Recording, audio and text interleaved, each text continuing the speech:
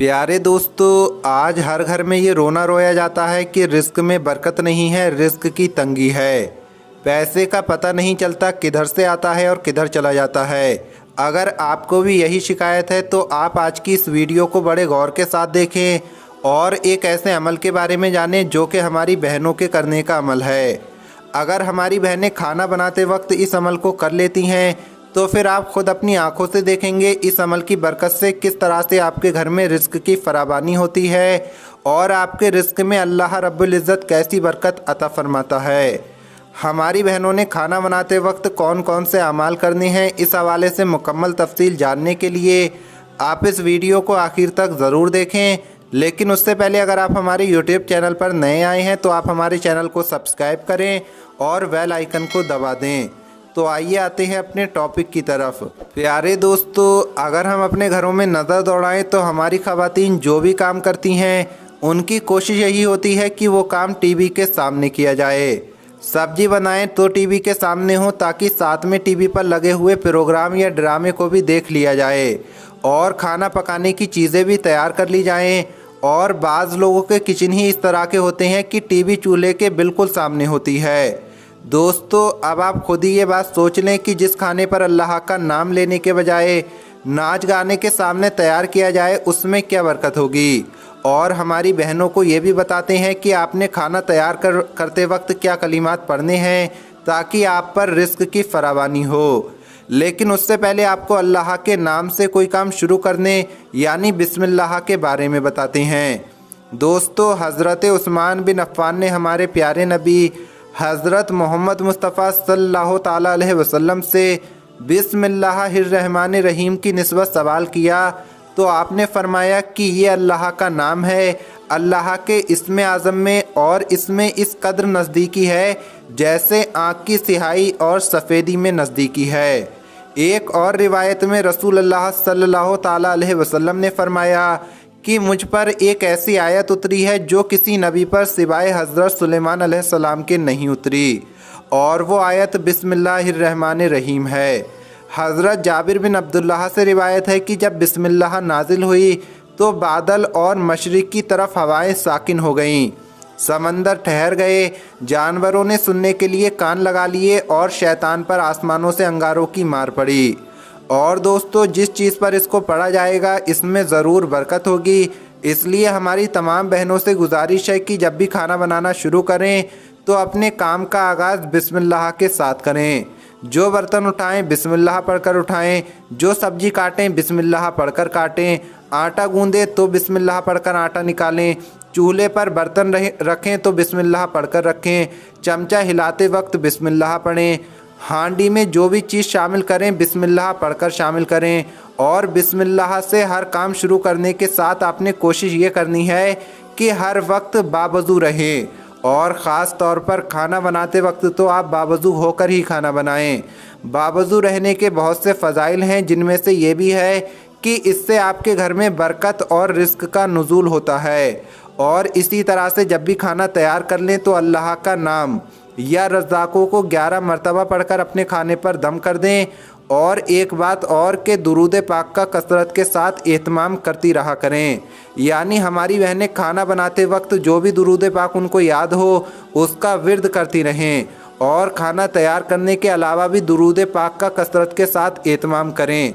दोस्तों, अगर हमारी बहनें अपने घरों में खाना बनाते वक्त बजाय टीवी देखने के इन अमाल का एहतमाम कर लेती हैं तो फिर आप खुद देखेंगे कि आपके घर में रिस्क में कैसी फरावानी होती है और आपके रिस्क में किस कदर बरकत होती है। इसलिए अगर तो हमारी बहनें खुद ये वीडियो देख रही हैं तो इसका एहतमाम करें और अगर हमारे भाई ये वीडियो देख रहे हैं तो इस वीडियो को अपनी औरतों के साथ लाजिमन शेयर करें ताकि हम अल्लाह की बरकत को हासिल कर सकें।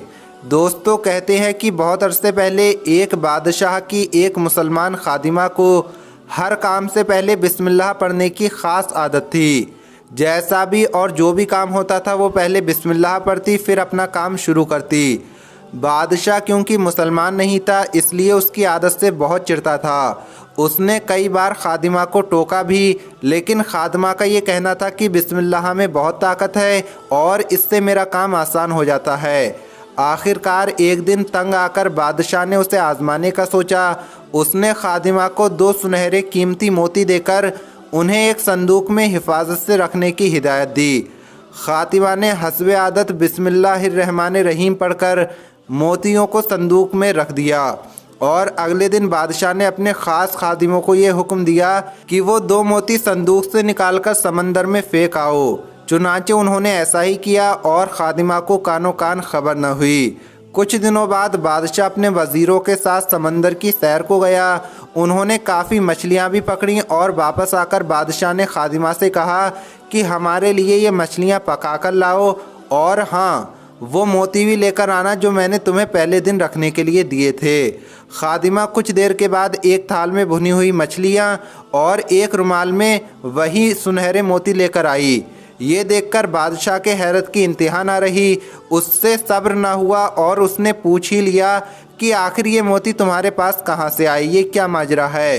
खादिमा कहने लगी, मैंने बिस्मिल्लाह पढ़कर एक मछली काटी तो उसके पेट में से एक मोती निकल आया।